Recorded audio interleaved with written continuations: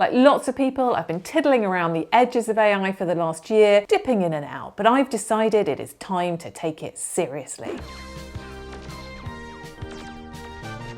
First step, get your credit card out, get onto that ChatGPT 4.0. Is that what it is now? Yes, it is. Second, ask a lovely, bright young person to help you through it. Yeah, that's definitely a reasonable request. And third up, start experimenting with what you could do. Well, the first thing I thought we would try and do was to save ourselves the price of an architect and see if it could redesign our garden wall with 3 arched windows.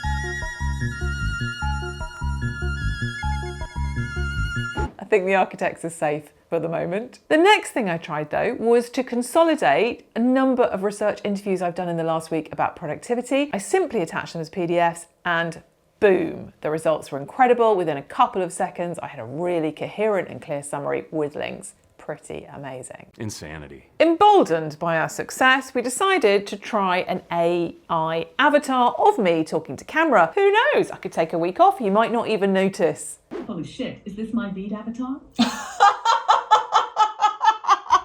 Yeah. Probably not quite there yet, but we'll come back to you on it. So this has a serious point because Microsoft data has dropped this week, which shows that the world is divided into AI novices and skeptics, and those who are kind of power users who are really into it. Now, their work would suggest that the novices and power users, sort of 50-ish% of them are already engaged in AI.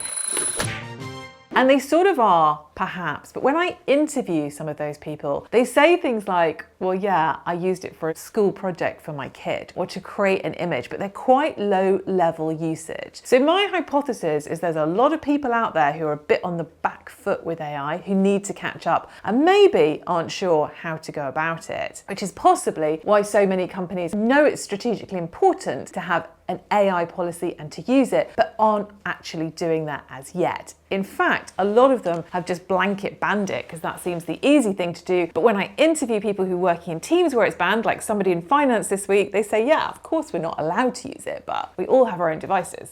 So of course we do, which is possibly the worst case scenario. My questions for you this week are, how do you use AI? Where is it useful to you? Maybe where isn't? And what impact do you think that's going to have on organizations? Something we'll be talking about more next week. See you then. Advisors.